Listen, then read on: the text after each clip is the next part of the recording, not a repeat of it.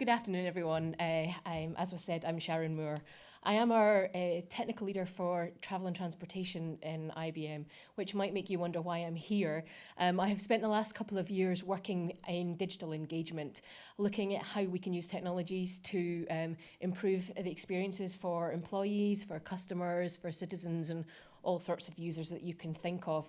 So this is really my background, and also what I'm hoping to bring into travel and transportation as well. As Stevie said, what I'm going to do is talk about data, what it can give us.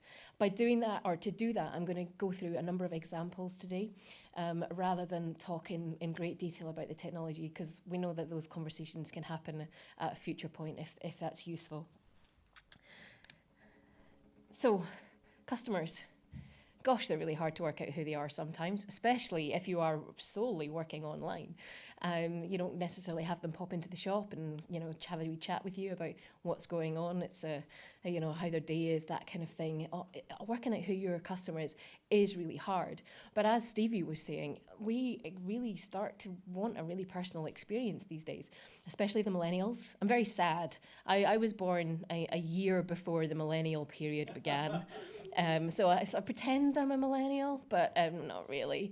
But we do have expectations, and those of us who are not millennials and have become very, very familiar with mobile technology, we expect things there and now. We want it, we want to consume it, and we want it to be useful to us and relevant to us.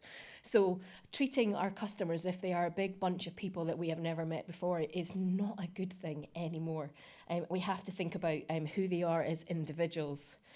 So let me bring up an example. We have a gentleman here. The colour of his hair would indicate to me he's probably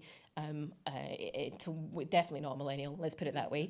And we probably make some assumptions about who he is and what he likes, just because we do that all the time. It's a natural thing for us. We try and classify people. It helps us work out how to deal with them. We can speak to psychologists about it and what it means. So we probably come up with some assumptions about him as an individual. But actually, and I kind of like this picture, we've got it wrong, haven't we? Now, if you're working on assumptions and generalizations and stereotypes, then actually maybe you probably can be successful with a large number of your customers, but you might not be. So what we have to do is start to work out really who is an individual and what do they like and what are they going to respond to. And not just about the customers we have, but the customers that we don't have, but we want to be our customers as well. So this guy, he likes his sports probably more than I do. I like watching sports, but I don't tend to participate. He's a grandfather with 2 grandkids and uses wearable technology. This isn't a poll question. I'm just going to go for hands up in the room. Anyone here wearing some kind of wearable device, fitness tracker, that kind of thing?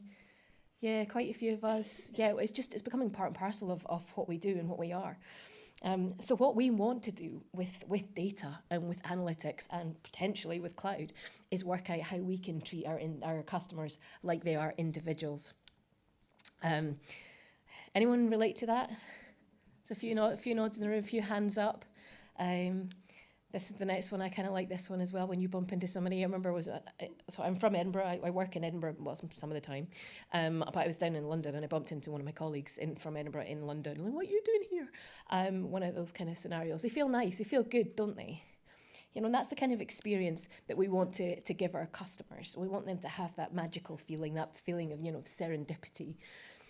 But to do that, we have to get really clever about it. And this is where we start talking about the gathering data about them wherever we can, and applying a little bit of intelligence to it so that we can treat them like individuals and give them that moment of, oh, do you know, that's just the thing I was looking for, without them necessarily realising that you've been doing some research in the background to make sure you're giving them what they want. So one of the things that IBM does is its own research to make sure that we're relevant to industries. IBM, do you know, I've actually completely forgotten what the organisation is called. It's the IBV, which is a bit like IBM, but with a V at the end of it. But the Institute of Business Value, something like that, I think it is. And we are an industry with far too many acronyms. But we do this to make sure that we're relevant to our customers so that our customers can be relevant to their customers too. And we've done quite a bit of research in retail, and people are happy to share information about themselves in general. 76%, that's quite a high number. That's, you know, all of that side and maybe half of this side in the room. You know, that's a lot of people willing to share information about themselves. You know, and we're not talking just email here. We might be talking mobile phone number, a little bit about where you live, preferences, that kind of thing. People, and especially millennials, will take the time to give you information about themselves so that you can tailor what you're doing to them. Don't ask for it twice, though. That's not good. It's a really frustrating experience to fill in a form, say this is where it's going to get delivered to, this is my date of birth, all that kind of stuff. And then for the end of the process for a company to say, great, we'd like to know a bit more about you, and ask the same questions. And I have gone through that fairly recently. That kind of turns me off. You've got the data once, you don't need to get it twice. There is a slightly more controversial angle now, however, to catching data. And this is where my one poll question comes in. So get your mobile phones ready. And hopefully a question will appear on the screen at some point soon. Excellent. Would you share a social media handle, just in your head, whichever one you like, with a company if you thought you'd get more out of it? You know, any social media handle. And the idea is that you get something as a result. I'm not just talking about just giving away your data, but knowing that you're going to get a better service. This is quite interesting. So far, everyone has a handle of some point. That could be Twitter, it might be LinkedIn, Facebook, Instagram. Pick one of your choice.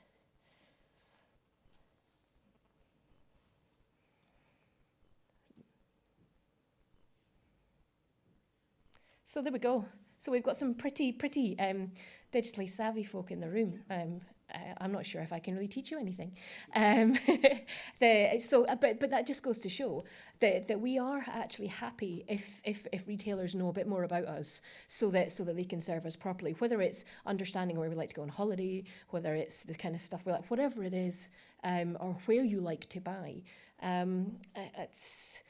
I think it's particularly interesting. I know I would like to share it.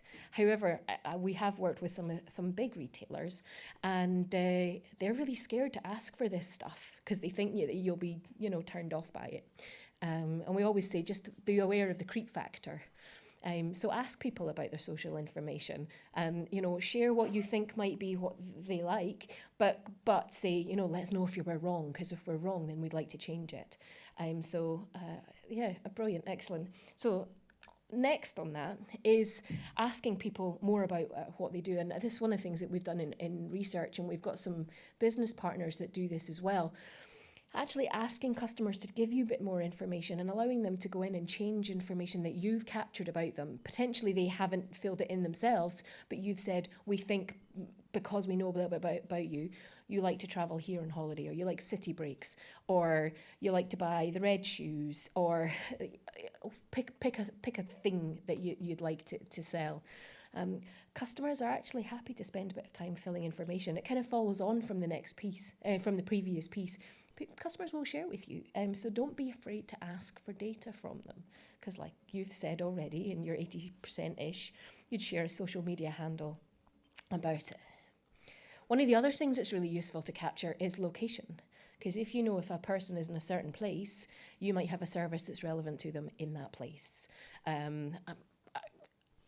It could be that you just want to give them advice about the next taxi cab that they can get, or the next bus that they could get.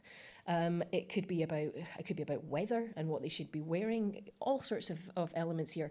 But start to think about location data and how you can capture that, maybe through apps and other things that would allow you to better service your customers, because you know where they are, so you can serve them. Back to the social thing. And I will get into some personality stuff in just a minute. But we are different people in different places. So this is an example from a paper, but actually I think it reflects me really well. So I'll just give myself as an example here. So in Facebook, you won't find any really poor pictures of me. I'm not always particularly photogenic, don't get me wrong. I'm not necessarily proud of all the photos that are there, but generally they're there. You know, I've approved the fact that they're there. I'm okay with them. And if there's a reason I'm looking poor, it's because I pulled a face and I've intentionally gone the opposite way from being all smiley happy and isn't life wonderful. You're unlikely to get a photo of there me looking really moody or unhappy. I will sometimes post about things that are a bit frustrating, like being at 4 airports in 1 week. But, you know, Facebook is very much where people put the good stuff about themselves. Twitter is where we're probably a bit more true about our feelings sometimes, or certainly with me. So there was a statistic about 40% of complaints being in social media. And yeah, I use social media to complain. I definitely do. I think I annoy people that way. But it's a good way to get attention because people will respond to you on social media because they're worried about what everyone else is reading and saying, especially if they think you've got lots of followers and you might be influential in any way. And then on LinkedIn, it's very factual about me, not so much about my things I like to do outside of work. It's very much about work, but it is my actual self. It does reflect me, the things I've done, the places I've been. And there being lots of different versions of me is a bit of a challenge. And one of the things it does mean we have to start doing is start thinking about our customers in a different way. So if you remember our chap from the first set of slides with the grey hair and playing basketball, you know, we don't start... we shouldn't be segmenting him in the traditional ways that we might look at segmenting our customers. When we start creating our categories, we want to start capturing people's behaviour, when they buy, where they buy, how they buy, how do they buy in different channels. Going from a travel perspective, you know, Sharon Moore, who travels for business, is different from Sharon Moore, who travels for holiday. And I'm very delighted to be going on holiday the next time I get on a plane, rather than... sorry, there's a cup here I hadn't spotted, rather than this Sharon who's been travelling for business over the last number of weeks. So we have to start thinking about who our people are in a different way. And this is where I'm going to start getting onto personalities and behaviours. So one of the fun things that IBM has done recently, and I love this, is start to understand who we are as individuals based on the stuff that's, well, Twitter is the example I have here, but frankly, you can put any data into it that you want to. If it's not what a person has said or written, then it's probably not going to make much sense.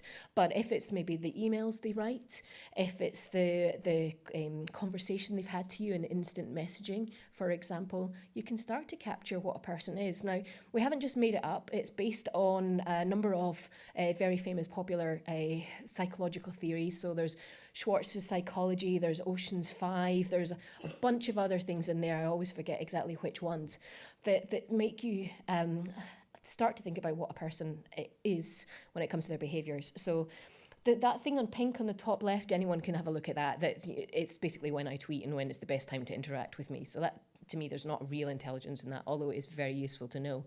The blue, the pink is much more about my personality. That's based on Ocean's 5. So am I creative? Am I cheerful? Am I artistic? Am I outgoing?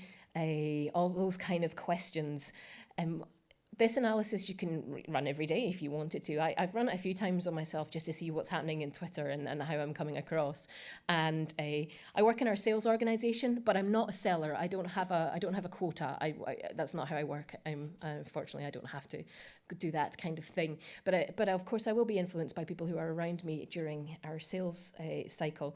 And I did notice that towards the end of the quarter, I became more depressed. I can't say that's absolutely definitely related. I think there might be some kind of correlation, but it is kind of interesting there just to understand what happens. The stuff in red, my values. Now, values don't change much over the time. And actually, when I did run this over a few months, my values didn't change very much, maybe a couple of percentage points. They may change over, 10, 20 years, but they're not going to change very quickly. But they're kind of interesting in terms of what they mean. The needs, the things I need in my life. Do I need a challenge? Do I need love? The love one's not in this because we've oh no, it is. I take that back. The love one is in this. There's some of them we've refined some of the characteristics. But it does become useful. It does become interesting. And there are a couple of different scenarios I'd talk through with you. And so the first one is if you're trying to sell somebody something. On the previous page, I have quite a high marking against self-enhancement. I don't know if that's a good thing or a bad thing. It's just what it is. And you can judge me if you want to. I don't mind. But some of the detail that we do round about this, we give you a little bit of blurb to help understand what some of these things mean. And the bit it's a little blurry, but it says your choices are driven greatly by a desire for prestige. That's in that box in the bottom. I've kind of blurred out the rest of it because either I don't like it or it's just not relevant. But so if an organisation that's trying to sell me something does have a look at Twitter, does the analysis, understands a bit more about my personality, they can start evaluating what are the best things to try and sell to me from the stuff that they have. So in this particular example, needs, maybe you're idealistic, you like perfection, your personality, efficient, organised. If you travel a lot, you have to be very organised. Things that I value, I've already mentioned the self-enhancement piece. A network perspective, my network is like me, like similar offers. And the last thing is to look at when's the best time to send me a message, and we've already covered that one. And then this organisation happens to be, I like shoes, so I might as well go with this example. So this organisation has picked a shoe that they think meets all those qualities and then sends me a message that uses language that it's going to appeal to me. So talks about giving me an offer that my friends might like as well. So I get money off, my friends come too. It's high quality, dress for success, that kind of thing. Isn't it wonderful if you can start using language that's going to appeal to a person? So no longer do you get the blanket email that probably gets your name wrong as well. I've had that recently. Or dear name goes here. I've had that too. Let's get down to the individual and use the words that are going to appeal to their personality. And you could use it in a servicing scenario as well. So if you have customers on the end of the phone and you know what their behaviours are like, you can react to them in an appropriate way. So if you know the person is cheery and chatty and other qualities that would suggest that they like a conversation, then chat to them for a couple of minutes. How are you doing? How's your day going? Isn't the weather rubbish? The typical UK topics. But if you know it's somebody that's probably usually quite grumpy or just likes to get to the point, then don't bother with any of that stuff. Just go straight to how can I help you? And that means that each customer is getting a service that is perfect to them. And I've talked about social as a way of understanding people. There's lots of social stuff out there. But actually, it also really helps us understand what's happening to everybody, the customers that potentially are not our customers right now, but we want to be our customers.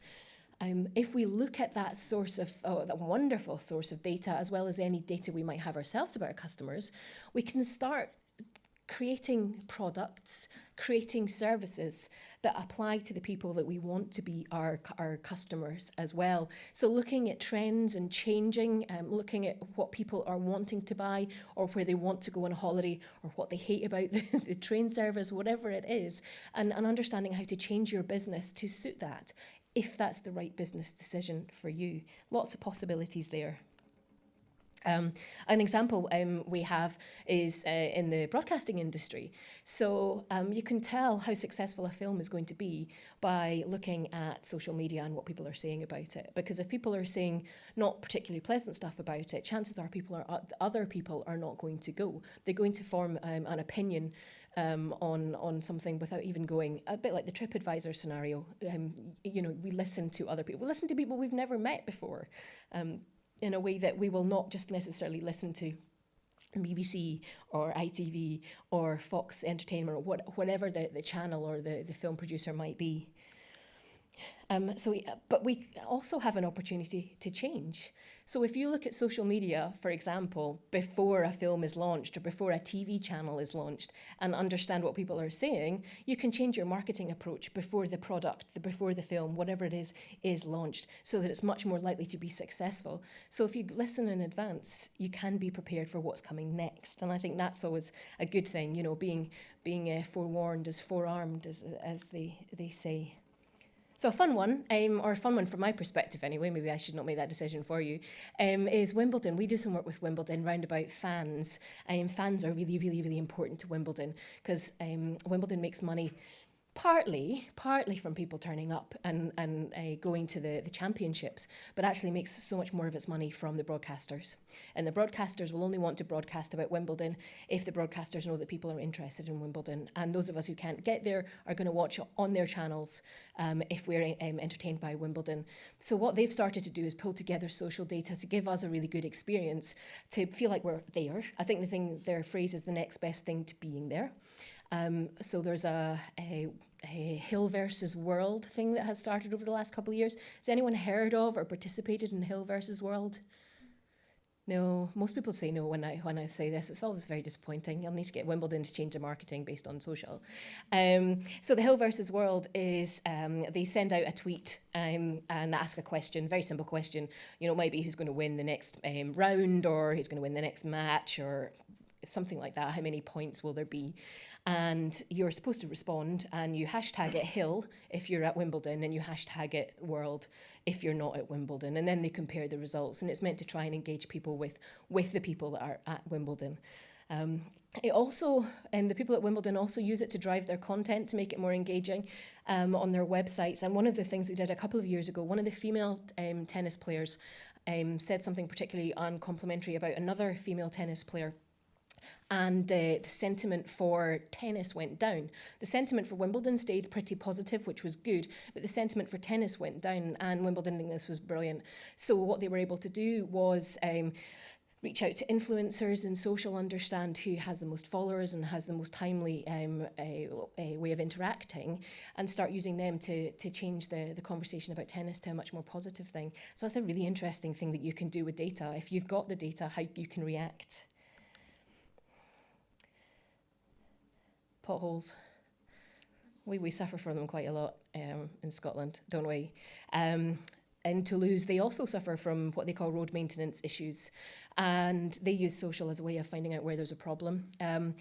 This is how they phrase it. It was a 93% improvement in time to respond to road issues. I don't think they fixed them in a day. So they basically went from 15 days down to 1 day for responding, but I don't think they fixed them in a day, but they did at least acknowledge them to their public that they were a problem and did something about them in a much more rapid time than they would have done before.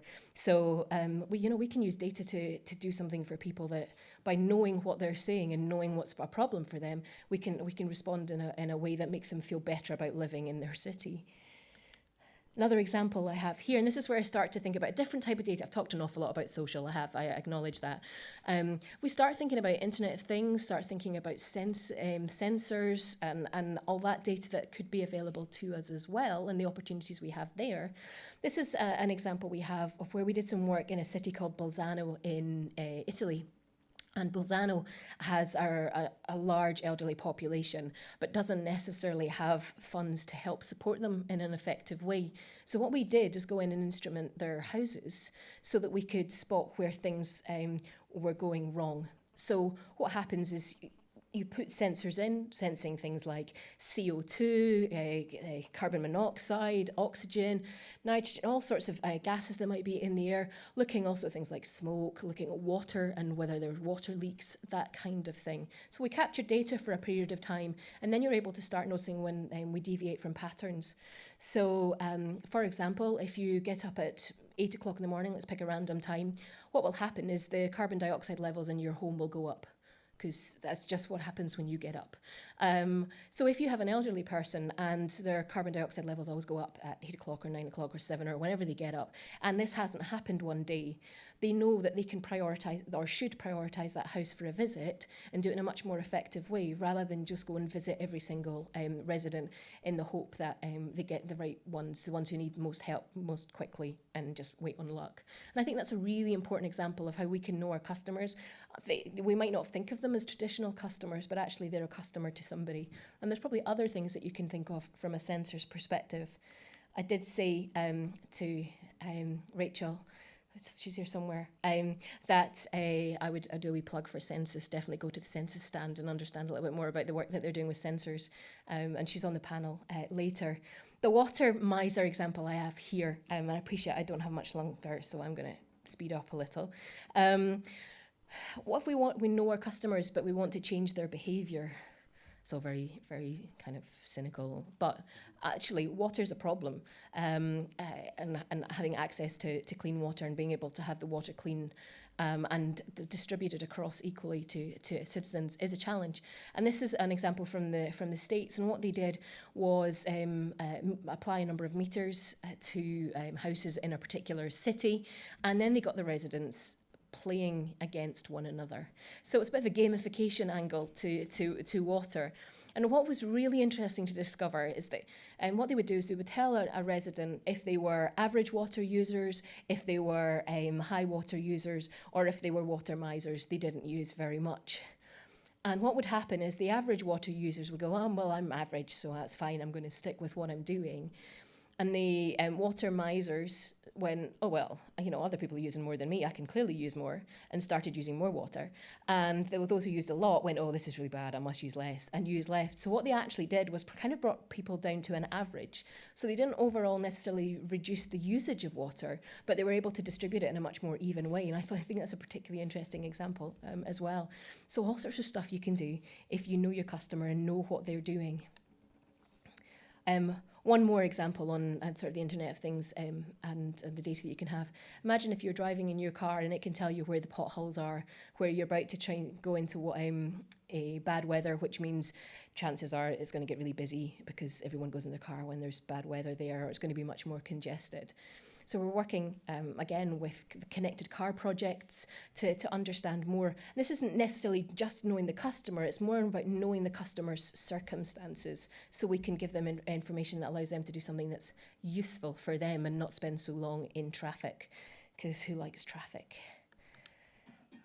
So just to finish then, really, I guess my question to you is, are you listening to your customers, and do you know what they want? Just in case you've forgotten, because I wouldn't necessarily expect you to remember, my name is Sharon. For those of you who can actually see the slide, you'll notice that says Charlie. That was for me. Unfortunately, the way I speak, obviously, is not a way that they understood.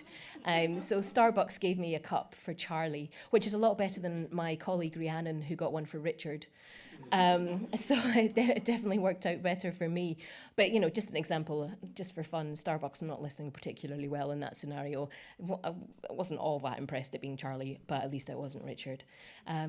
If you are listening to your customers and the people that are not your customers, there are lots of things you can do. You can personalize towards them. You can create services that are much more relevant to them. You can create services and create products that are relevant to the people that are not your customers, but you want to be customers. So start thinking about the data that you can capture and the places that you can get data. I know there are a few people here who will help you understand how to listen to social media. So definitely have those conversations. I think it's probably time for me to be quiet now. So thank you very much, everyone, for your attention.